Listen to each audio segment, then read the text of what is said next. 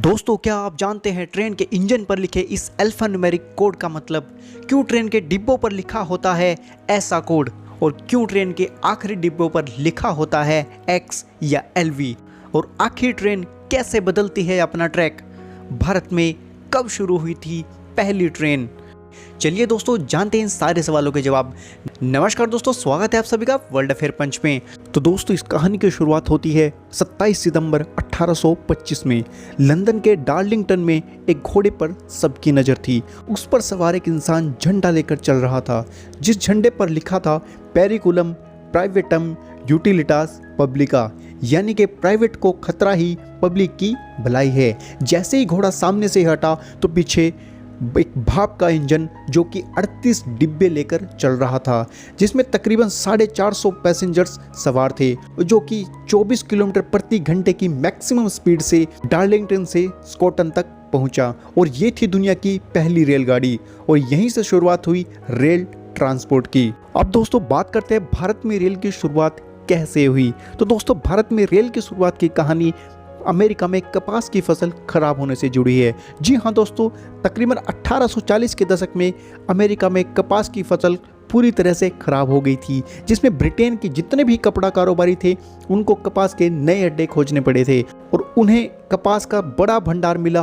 भारत में। लेकिन उनके सामने प्रॉब्लम ये थी कि इतनी बड़ी मात्रा में कपास कैसे एक्सपोर्ट किया जाए, और इसी चीज़ का सोल्यूशन निकालने के लिए 1843 में लॉर्ड डलहौजी ने भारत में रेल चलाने की संभावनाएं तलाशी, और 1845 में कलकत्ता में great Indian peninsula rail company की स्थापना की गई। और आज से तकरीबन 170 साल पहले, यानी कि 16 अप्रैल 1853 को सार्वजनिक अवकाश था। लोग बॉम्बे के बोरी बंदर की तरफ बढ़ रहे थे।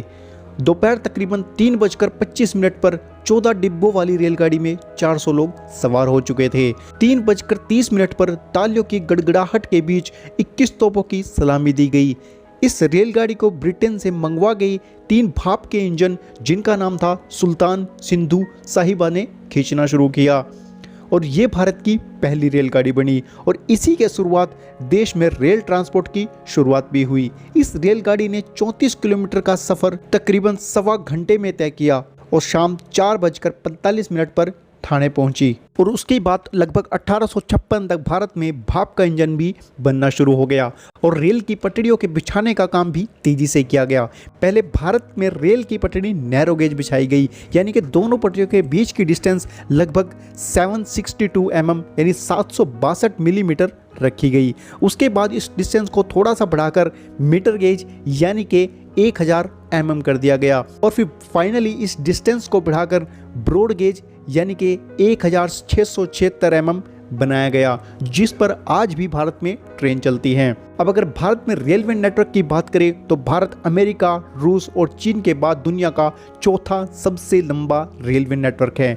यहाँ तकरीबन 1,08,000 किलोमीटर का रेलवे ट्रैक है, जिस पर तकरीबन 20,000 ट्रेनों का रोजाना संचालन किया जाता है, जिसमें 2.5 करोड़ से ज़्यादा सवारी और 28 लाख टन से ज़्यादा माल की ढुलाई की जाती है। तकरीबन 12,000 यात्री रोज ट्रेन से सफ़र करते हैं, और इसी के साथ इंडियन रेलवे दुनिया का 7वां सबसे बड़ा एम्प्लॉयर बन गया। आज की डेट में तकरीबन 14 लाख कर्मचारी इंडियन रेलवे में काम करते हैं। 12,000 से ज़्यादा लोकोमोटिव यानी कि इंजन हैं, 76,000 से ज़्यादा यात्री डिब्बे हैं, और तकरीब 3 लाख मालगाड़ी के डिब्बे हैं। तो दोस्तों, ये तो हुआ भारत में ट्रेन का बेसिक इंट्रोडक्शन कि भारत में ट्रेन कैसे शुरुआत हुई थी। अब आते हैं अपने क्वेश्चन पे कि आखिर ट्रेन रास्ता कैसे बदलती है, आखिर ट्रेन अपना ट्रैक कैसे बदलती है। तो दोस्तों, ट्रेन में गाड़ी की तरह स्टीयरिंग या फिर बाइक की तरह हैंडल तो नहीं होता। ट्रेन का ट्रैक बदलने का जो सिस्टम होता है वो इंटरलॉकिंग सिस्टम के थ्रू बदलते हैं। दरअसल ट्रेन का जो पहिया होता है वो अंदर की तरफ से थोड़ा निकला होता है, और वो ट्रैक को पकड़ कर चलता है। ये छोटी सी टेक्निक ट्रेन को ट्रैक चेंज करने में बड़ा काम आती है। जी हाँ दोस्तों, जहाँ ट्रैक चेंज करना होता है वहाँ 2 पटरियों को आपस में ऐसे चिपकाया जाता है कि ट्रेन नया ट्रैक पकड़ ले, और इसे इंटरलॉकिंग पॉइंट कहा जाता है। स्टेशन पे कंप्यूटर की स्क्रीन पर इस पूरे सिस्टम की निगरानी की जाती है, जिसमें स्टेशन लेआउट का पूरा व्यू, ट्रैक पर ट्रेनों का real time movement, signals, track का पॉइंट किस दिशा में है, सब कुछ दिख रहा होता है।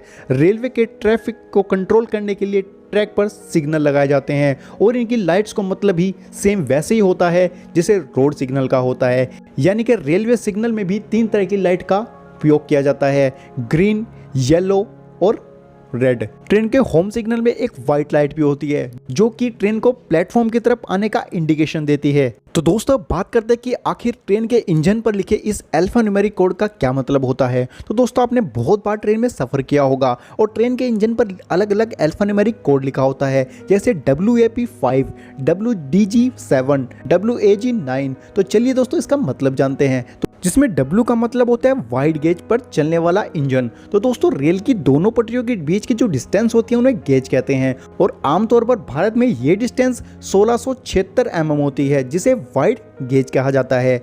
अब बात करते हैं D की। D का मतलब होता है डीजल से चलने वाला इंजन। इसी तरह बिजली से चलने वाले इंजन के लिए A लिखा होता है और अगर किसी इंजन पर P लिखा है तो इसका मतलब होता है कि पैसेंजर ढोने वाली ट्रेन का इंजन, और इसी तरह मालगाड़ी वाले इंजन के लिए G लिखा होता है। G का मतलब होता है गुड्स। और इसके बाद अगर कोई न्यूमेरिक कोड लिखा है जैसे 4, 5, 6 तो ये इंजन की जनरेशन बताता है, यानी कि अगर किसी इंजन पर 5 लिखा है तो ये 5th जनरेशन है, किसी पर 6 लिखा है तो ये 6th जनरेशन है, इसी तरह 7, 8, 9 ये सारे कोड लिखे होते हैं।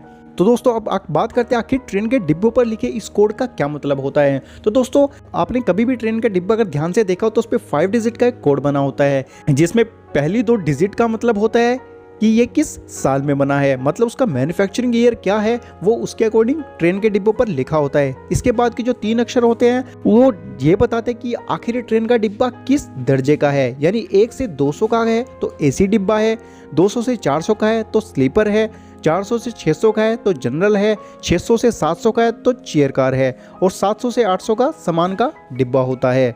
इसीलिए दोस्तों अगर आपने ट्रैक के किनारे कभी इस तरह का बोर्ड देखा हो जिस पर WL, सीफा या फिर WB लिखा देखा होता है तो उसका क्या मतलब होता है। तो दोस्तों WL का मतलब होता है कि विसल बजाओ आगे लेवल क्रॉसिंग है, WB का मतलब होता है विसल बजाओ आगे ब्रिज है। इसी तरह दोस्तों अगर आपने ट्रेन के ट्रैक पर TG या TP लिखा देखा हो तो दोस्तों ये स्पीड टर्मिनेशन का इंडिकेटर होता है, यानी कि अब लोको पायलट फुल स्पीड से ट्रेन दौड़ा सकता है। इसी तरह दोस्तों आपने ट्रेन के आखिरी डिब्बे पर X या LV का निशान तो जरूर देखा होगा। तो दोस्तों बेसिकली X या LV का जो निशान होता है वो रेलवे के कर्मचारियों के लिए होता है, जिससे रेलवे के कर्मचारी को पता लग जाता है कि ट्रेन पूरी तरह गुजर चुकी है और ये ट्रेन का आखिरी डिब्बा है।